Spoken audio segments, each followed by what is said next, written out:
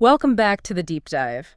If you've ever been in a meeting, maybe scrolling through social media, and found yourself wondering not just what someone is arguing, but why you suddenly sort of feel compelled to agree.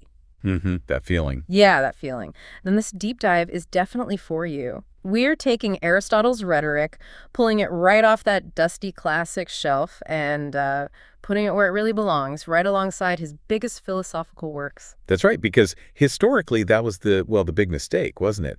For centuries, people treated the rhetoric mostly as like a guide for speechwriters. A how-to manual. Exactly, a manual for technique, kind of separated from the really deep philosophical stuff you find in his metaphysics or the Nicomachean Ethics. Yeah. People saw it as just practical, maybe even a bit superficial. But that view has really changed, hasn't it? I mean, the modern thinking has shifted profoundly. Oh, absolutely. It's recognized now that the rhetoric is, well, it's one of the most intellectually ambitious things he ever wrote. You absolutely need it to understand his ideas on logic, ethics, politics, and especially psychology. Yeah, the psychology is key. So our mission today is basically to explore the whole philosophical structure of this text. We're going to unpack the logical foundations, the things that structure how we argue. And the ethical questions, too. What does it mean to persuade someone? And then there are those just astonishing psychological insights Aristotle had about how and why we make the judgments we do. It's so much more than just learning how to give a good speech. It's really an attempt to analyze, the nature of human communication itself. The really big claim here, I think, is that Aristotle's work is a piece of genuine philosophical inquiry. It's trying to set up a systematic art, a technê, he calls it, aimed at making us methodically competent, skilled at seeing all the ways you could persuade someone in any given situation. It's systematic analysis, not just guesswork or flair. Exactly. No guesswork. Okay, so to lay out that system, Aristotle starts the rhetoric with this really crucial relationship right in the first sentence. He calls rhetoric the counterpart, or antistrophos, to dialectic. That word antistrophos, what's it really telling us about rhetoric? Well, it immediately puts rhetoric on a methodologically serious footing. It's a very deliberate move, especially when you think about his teacher, Plato. Right. Plato wasn't exactly a fan of rhetoric and dialogues like the Gorgias. Not at all. Plato largely saw rhetoric as just flattery, like cookery for the soul. Something aimed only at pleasure, not at truth. He drew a really sharp line between truth-seeking dialectic and, persuasion at any cost rhetoric. So Aristotle comes along and says, hold on, rhetoric might not be pure philosophy, but it's not just cheap flattery either. Precisely. He's creating a space for it. Yeah. If you think of dialectic as the practice of philosophical argument, attacking or defending a thesis using premises that other philosophers accept, usually in a private setting. Okay, like a structured debate. Yeah. Then rhetoric is basically the same kind of rigorous process, but adapted for the public square. It's the art of defending yourself, or accusing someone, or arguing for a policy in front of a crowd, an audience that probably isn't trained in philosophy. And it's this analogy, this anti-strophos relationship, that gives rhetoric its methodological backbone. That's the idea, because both rhetoric and dialectic share this really important characteristic.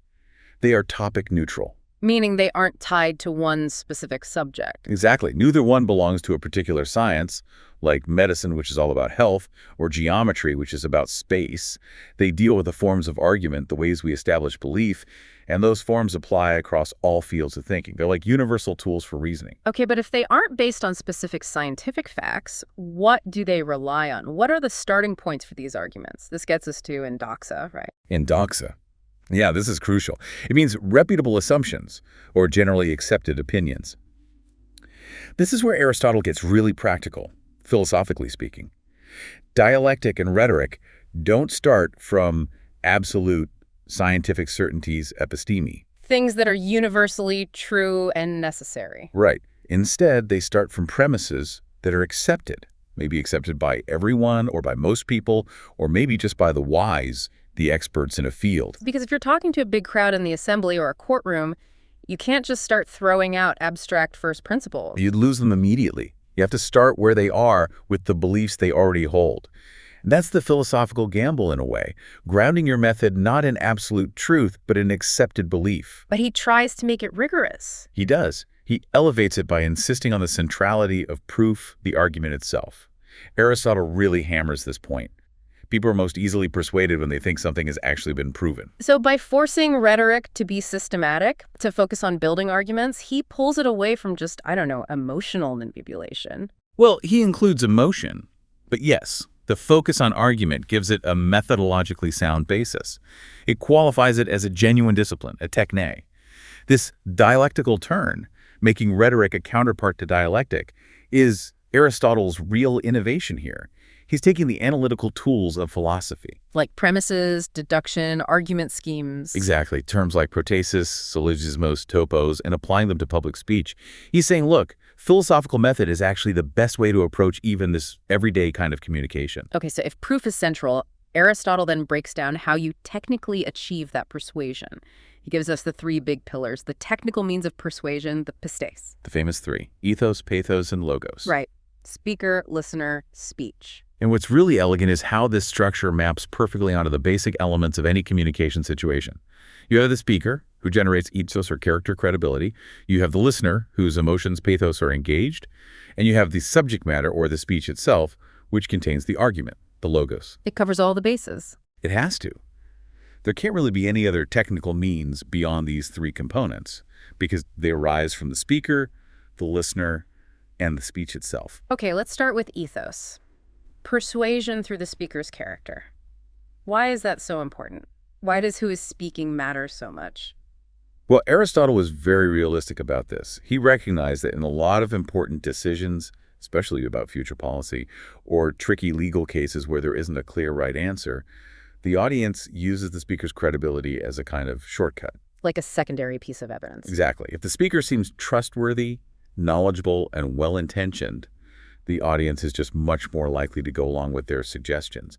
It makes sense, intuitively. And you made this point earlier, this isn't just about whether the speaker is actually a good person in their private life. That's not the technical part. That's the crucial distinction for the art of rhetoric. The character, the ethos, has to be projected by what is said in the speech itself. It's about constructing that character within the performance. A rhetorical construction. Yes. And Aristotle gets very specific. He says the speaker needs to display three distinct qualities, or virtues. Because if even one is missing, the audience has a rational basis to doubt the advice. Okay, what are the three? First, practical intelligence. Phronesis. This is basically competence, good sense, knowing what you're talking about in practical terms. If the speaker seems to lack phronesis, they might have good intentions, but you'd worry they're just wrong about the facts or how to get things done. They lack authority. Right, like someone proposing a complex budget but clearly not understanding the numbers. You wouldn't trust their plan, even if they seem nice. Precisely. Second, a virtuous character. Moral integrity. If the speaker seems dishonest or self-serving, the audience will naturally suspect their motives. Are they lying? Is this plan secretly designed to benefit them, not us? Makes sense. And third, and this one is sometimes overlooked, is goodwill, eunoia. The speaker has to show they are actually friendly towards the audience, that they genuinely have the audience's best interests at heart. If they seem hostile or indifferent, You might think they're holding back the best advice or even trying to trick you out of spite. exactly. So lacking any of these competence, integrity, or goodwill gives the audience a reason to hesitate. It's really quite something. The most persuasive speaker isn't automatically the person who is the most competent, moral, and benevolent in reality. Although that helps, not technically. Right, but technically it's the one who performs the most convincing version of that person during the speech. That's the art of ethos. Now let's move to pathos. Persuasion through the hearer's emotions. And this is where Aristotle really shines as, well, almost an early cognitive psychologist. Yeah, this part is fascinating. The core idea is actually quite simple but profound. Our emotional states change how we judge things. He literally says we do not judge in the same way when we grieve and rejoice or when we are friendly and hostile. We feel differently, so we think differently, we judge differently. Okay, but how does this become a technical art rather than just, cheap emotional manipulation like crying on stage? Because Aristotle provides a cognitive account of emotions. This is key. He defines emotions not just as feelings, but in relation to their objects, and crucially, as being based on judgments or perceptions, fantasia. Okay, unpack that. How does that work with an emotion like anger? He gives this incredibly detailed definition of anger. It's something like desire accompanied with pain, for conspicuous revenge, for a conspicuous slight that was directed against oneself, or against one of one's friends when such a slight was not deserved. Wow, that's not just feeling mad. That's a whole checklist of judgments. Exactly. To feel genuine anger, according to Aristotle, a person must first judge or perceive that all those conditions have been met. There was a slight, it was conspicuous, it was undeserved, it was aimed at me or mine, and now I desire revenge. The emotion follows the judgment. I see. So the order's technique isn't just to yell or weep. No. The technical method is to influence the audience's judgment by systematically presenting the facts of the case or framing them in a way that makes the audience think those objective conditions for a specific emotion are present. So if I want the jury to feel pity for my client, I don't just say, feel sorry for him. I need to present evidence and arguments to make them judge that he has suffered greatly, undeservedly, and that he's somehow like them, vulnerable to similar misfortune. You're managing their perception of reality, their fantasia, in a structured way. And that methodical approach is what makes it a technê, an art. It's also what helps avoid what Aristotle criticized in other rhetoricians, speaking outside the subject. The emotion is meant to arise from detecting features within the case itself that connect logically to the definition of that emotion. Okay, but hang on. This feels like we're circling back to that tricky normative question. If you're teaching people how to trigger emotions to sway judgment, and you also admit, as we'll see, that rhetoric includes understanding fallacies, isn't this just a handbook for manipulation? That is the absolute core philosophical tension in the rhetoric, and Aristotle knew it. He anticipates this exact criticism. His defense is that his art is normative.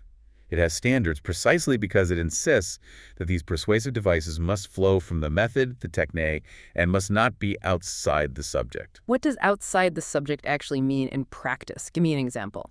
It means things like irrelevant personal attacks on your opponent, or trying to distract the jury with sob stories that have nothing to do with the legal facts, or using generic pre-written arguments that don't engage with the specifics of this particular case. So dragging things in that don't belong. Right.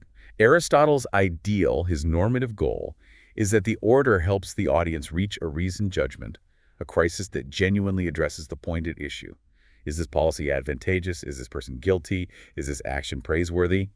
While he teaches us to understand all the tools, including emotional appeals and how to spot fallacies. The ultimate focus should still be on the argument itself. Yes, the ultimate focus is on logos. Which brings us perfectly to logos, persuasion through the argument itself.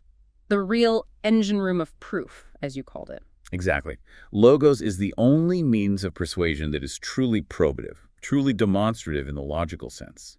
It aims to prove, or at least seem to prove, the speaker's point, by showing how it follows logically from beliefs the audience already holds those in doxa. And the structure of these arguments. Just like in dialectic, arguments in rhetoric fall into two main types. You have examples, which work like induction, arguing from a specific case to a similar specific case. And you have enthymemes, which are the heart of rhetorical argument, functioning like deduction. They are the rhetorical syllogism. Most of the rhetoric really is dedicated to unpacking the structure and use of the enthymeme. Okay, let's spend some real time on that engine then, the enthymeme. Aristotle calls it the body of persuasion. Why does he give it that central role? Well, think about it. Ethos and pathos, character and emotion, they kind of prepare the ground, right? They make the audience receptive, they build trust. But it's the argument, the logos presented through the enthymeme, that actually attempts to demonstrate the case, to logically convince the audience. It does the heavy lifting. It really does. And what Aristotle did was quite radical. He took this word enthymeme, which before him often just meant a clever turn of phrase or a witty saying. Right, something pithy. Yeah. And he completely redefined it rigorously as a type of syllogismos, a deduction. It has to show that premise-conclusion structure. You can usually spot it because it uses a conditional if-then logic or often a causal justification. Since X is true, therefore Y must be true. Now, there's a common understanding or maybe misunderstanding of the enthymeme. It's often described as a syllogism with a missing premise, one that the audience fills in mentally. Is that the best way to think about it? Is it logically incomplete? That's the traditional textbook definition you often see. But philosophically, it's probably not the most insightful way to look at it. I mean, sometimes the premise might be unstated because it's obvious, sure. But the better interpretation, I think, connects the brevity not so much to logical incompleteness, but to practical considerations about the audience. What kind of consideration? The intellectual capacity and, frankly, the attention span of a large, diverse audience, jurors, people in the assembly. They simply can't or won't follow a long, complex chain of philosophical reasoning with multiple steps. Okay, so it's not necessarily that the argument is logically flawed or missing a piece. It's that for it to work in a public setting, it needs to be concise. Exactly. It's not that the audience is stupid, necessarily, but public speaking isn't a philosophy seminar. Think about trying to explain a really complex scientific finding to a general audience. You have to simplify. You skip steps. You focus on the core claim and the most compelling piece of evidence. Precisely. If the speaker has to spend time proving a premise that itself requires 3 prior steps of deduction, they've lost the crowd. So the skilled orator chooses premises and doxa that the audience will likely accept immediately, strongly, without needing further proof. They avoid steps that are too far away logically. The Enthymeme's form is shaped by the practical realities of public debate. And because public debate politics, law usually deals with things that could be otherwise, things that aren't mathematically certain. Right, you're not usually arguing about geometry proofs in the assembly. The enthymeme operates on a spectrum of certainty, doesn't it? It's not always about absolute proof. That's right. Most enthymemes are based on the probable, the Ethos. They rely on premises that are true for the most part. Wealthy people tend to be arrogant, or people in love are often jealous. These aren't universal laws, but they're common enough patterns that you can build a persuasive, though not certain, argument on them. Okay, probabilities. What else? You mentioned signs, semea. Yes, arguments from signs.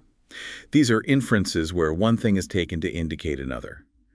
And Aristotle makes a key distinction here between signs that are refutable and signs that are necessary. So a refutable, non-necessary sign might be. A classic example. Socrates is wise, therefore all wise men are just. Or maybe, this person has a fever, therefore they must be ill. Okay, that seems plausible, but not guaranteed. The fever could be from running a race. Socrates being just doesn't prove all wise men are. Exactly. It's a sign, it points towards a conclusion, but it's fallible, refutable. It doesn't give you logical certainty.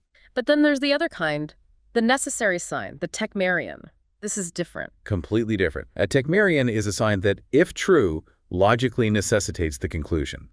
It functions as irrefutable evidence within the argument. The famous example he uses is, she has given birth, therefore she has milk. Or, conversely, she has milk, therefore she has given birth. Okay. If you establish the premise she has milk, then the conclusion she must have given birth follows necessarily, at least in Aristotle's understanding of biology. Right. It functions like a valid deduction. Even though most rhetoric deals with probabilities and contingent matters, these techmeria are the moments where you can offer undeniable proof, and they can be incredibly powerful in clinching a case. So that's the enthymeme, the specific argument. But how does a speaker find these arguments? Where do they come from? This brings us to the topoi, the places. Exactly. The topoi, singular topos. Think of a topos as an argumentative scheme or a template or maybe a location in conceptual space where you can find arguments. It's like a general instruction manual for constructing specific enthymemes. So it's not just a list of arguments to memorize. No, that was the older way. The pre-Aristotelian method sophists giving students lists of prefabricated arguments. Aristotle's huge insight was to systematize the process of invention. He taught the method for creating arguments on the fly, tailored to the specific situation. Okay, how does a topos help you do that? Can you give an example? Sure. Let's say you want to argue that a certain policy is a good idea. You turn to the relevant topos. The topos provides a general structure or strategy. For example, a topos might be arguing from opposites. If you can show that the opposite policy is harmful, that provides a premise for arguing your policy is beneficial. Okay, so the topos gives you the strategy, and then you find the specific content, the endoxa, to plug into that strategy. Precisely. Once you select the right topos, it guides you to find or construct a suitable premise, an endoxon, that your audience accepts, which then leads deductively, in an enthymeme, to the conclusion you want to reach. And Aristotle organizes these topoi. Yes, very systematically. He divides them into 2 broad categories: specific topoi, idea, and common topoi, which are general. Let's start with the specific ones, idea. Specific topoi are tied directly to the subject matter of the 3 main genres of rhetoric. So, for deliberative rhetoric arguing about future policy in the assembly, the specific topoi are all about concepts like what is advantageous or harmful, what constitutes happiness for the city, and the means to achieve it. So if I'm arguing for building a new harbor, I'd use the topoi related to economic advantage, security, and contributing to the city's overall well-being. Exactly. You'd look for premises related to those specific goals. For judicial rhetoric in the courtroom, the specific topoi are about justice and injustice, the motives for wrongdoing, the character of victims and perpetrators. For epidictic rhetoric, speeches of praise or blame, they're about virtue and vice, the noble and the base. Got it. So they give you the relevant subject matter hooks. What about the common topoi? The common topoi are the real workhorses because they're topic neutral. They are general argumentative strategies that apply across all three genres and indeed across many areas of reasoning. Like logical power tools. Kind of. Yeah. Examples include the topos of more and less. The structure is, if the thing that is less likely to happen or harder to do has happened or been done, then the thing that is more likely or easier must also have happened or be possible. Ah, that's a very common line of argument. If we manage to land on the moon, surely we can fix the potholes on Main Street. Exactly that structure. Or the topos of the possible and the impossible. If you want to convince people to undertake a big project, you might use this topos to argue, look, if our rivals, who have fewer resources, achieve something similar, then it's clearly possible for us too. It's about finding analogies of possibility. So the topoi provide these incredibly useful, flexible templates for generating arguments systematically. Yes, they allow the speaker to take generally accepted beliefs, the endoxa, and skillfully apply them to the specifics of their case, using a proven argumentative structure. It makes rhetorical invention a methodical skill, not just random inspiration. Okay, so we've covered the substance logos and the character ethos and emotion pathos. Now we shift gears a bit, moving into the third book of the rhetoric, which focuses on how you say things, style or lexis. Aristotle seems a bit reluctant to even discuss style, doesn't he? Why the hesitation? Well, you can see his philosophical purist side here. Ideally, he thinks in a perfect world of rational discourse, only the facts and the logical structure of the argument should matter. Style should be irrelevant. Just the truth, clearly stated. Right. But he immediately admits that rhetoric isn't aimed at philosophers in a seminar. It's aimed at a general audience, whose judgment isn't perfect, who can be distracted or bored. And so style becomes necessary. Not ideal, maybe, but necessary for persuasion in the real world. And what's the main job of style, according to him? Clarity. Above all else, clarity, Saphinia. Because style must aid comprehension. If the audience doesn't understand what you're saying, they can't possibly be persuaded by your argument, no matter how brilliant it is logically. Makes perfect sense. If it's confusing, it fails. But clarity itself creates a stylistic challenge.